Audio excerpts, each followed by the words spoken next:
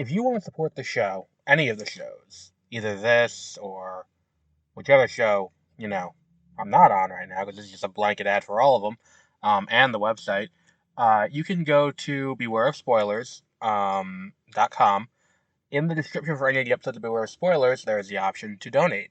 If you don't want to donate that way, you can donate directly through the website. We do have that, mwpnews.com. And if you don't want to support that way, then going to mwpnews.com will help out because we have ads there. We don't want to keep it, where there's a lot of ads. There's a few ads. But the point is we want to make it so that way, we can sustain this for the long term. If people donate, we're never going to paywall anything, I don't think, as of right now. But if people, start donating, we'll start doing cooler and cooler stuff. Like donations are how we get to cover stuff like Tribeca and other, film festivals. And, we may be able to bring on more people to help out. So if you want to help out the show and you want more content from us, by all means, even just going and giving us a 5-star rating on Spotify helps out a lot. But that's it. That's the only ad we'll have on the podcast ever. But here's whatever podcast you're going to be listening to.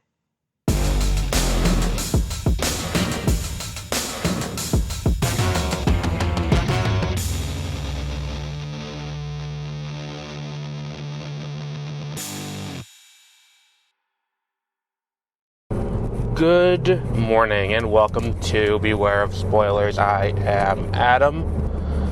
And talking about the new Kite Man show, which is a new animated show on Max. That's a spin-off of Harley Quinn, the show that I think, it is the last remaining show from DC Universe, the ill-fated streaming platform that DC launched. That was going to be the home of a bunch of shows.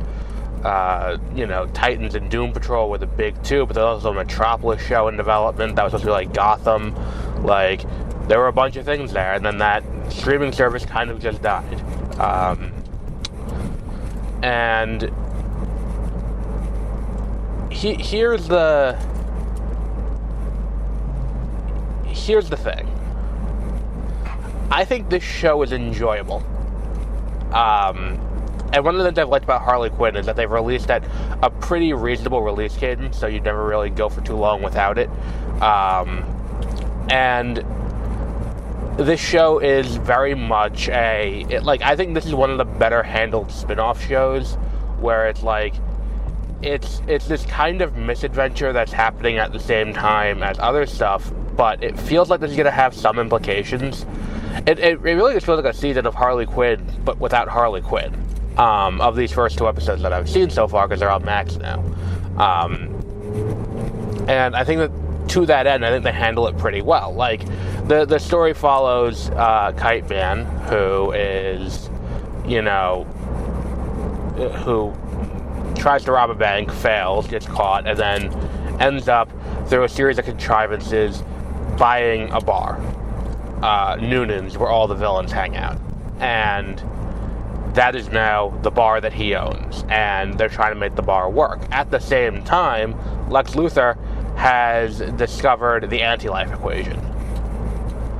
And the anti-life equation is, he had it in a safe, but he wants to use it to kill Superman, Lex.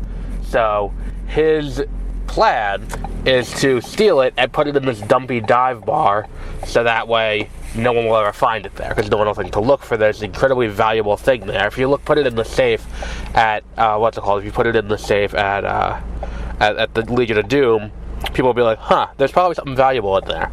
But if you leave it at this shitty dive bar, they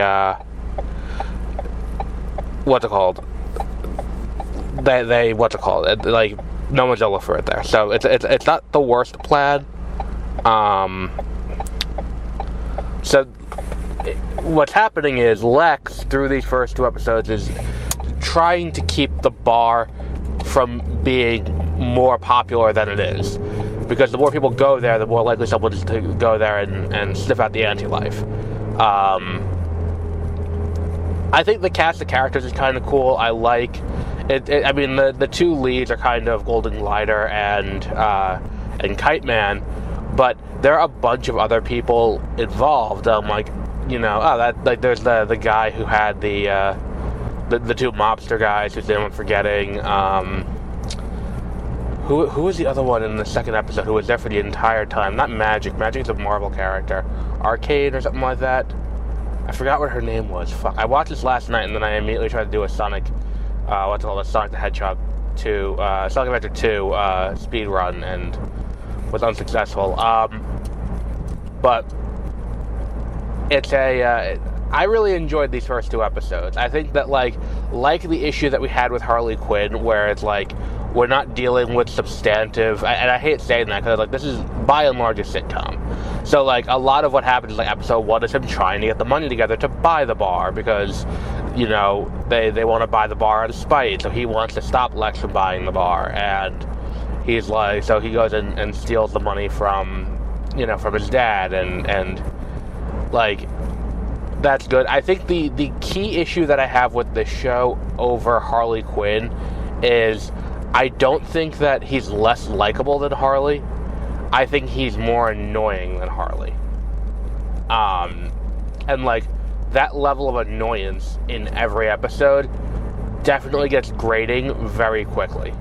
Like even his hell yeah, like it's in the title because apparently that's his catchphrase. I don't remember that from the main show, but I'll take their word for it. But him saying hell yeah is apparently his catchphrase, and he does it so fucking much, and I'm like, okay, tone it down a little bit, for lack of a better expression. And I feel like that's kind of a problem with this show. I feel like this show, I enjoy it as much as I like Harley Quinn because it hits all those same things where it's spoofing DC, it's handling the DC characters in this comedic version while still being true to them, and being more adult. Like it's the issue is like I don't think that it's quite what's I'm looking for here? I don't think it's quite up to where I would hope it would be.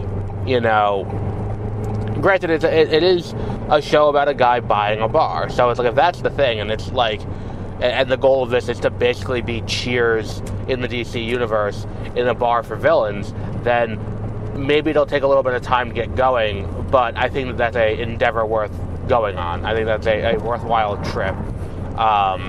And I think they have a lot of room to really explore that. What else have we got? Yeah, I mean, small cameo from Harley and Ivy.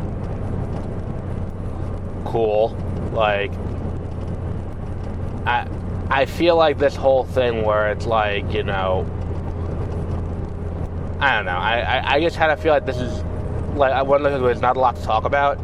And as this goes on, there's going to be less to talk about because this week we had 2 episodes. We had the episode where he tries to buy the bar, and then the one where they try to throw a massive party, but Lex fucks them. And it's fine. It's just I don't think that it's I don't think it's quite the best. I don't know. I enjoyed it enough. And I think that's always been the case with Harley Quinn, where it's like the further out I get from it and the more times I rewatch it, because I enjoy it enough to rewatch it. It's a great ambient noise. Like a lot of adult animation shows for me become while I'm doing work or while I'm going to sleep, I put it on. Like Rick and Morty's one of those shows. Smiling Friends is one of those shows. Like Family Guy, American Dad. Those kind of shows are the ones, like, as I'm going to sleep, or right before I go to sleep, or as I'm, as I'm doing work, they're good ambient noise shows. And Harley Quinn's in that mix, too. I just kind of feel like this is a weird, Bob's Burgers, this just kind of feels like a weird, what's it called? I don't know. Maybe as I watch it more, it'll grow on me. But I just think that, like, I don't have the immediate attachment to Kite Man in the way I did to Harley back when Harley Quinn started, which I think is a big downside to this show compared to the one it's spinning off of. That said, I enjoyed it enough. Like, I did not feel like I wasted an hour watching it, which, can't be said for a lot of other things.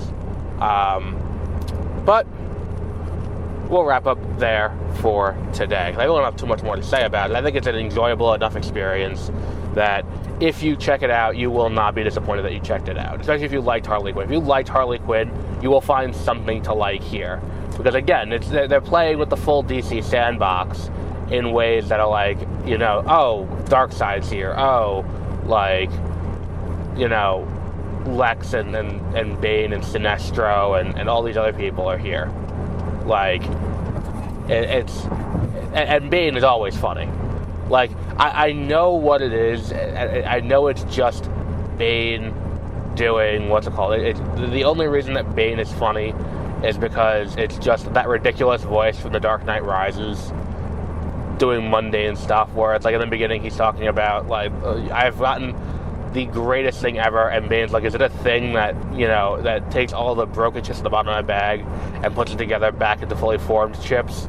Like, but like, in that voice, anything is funny. And I think that's a great, that's a great thing here.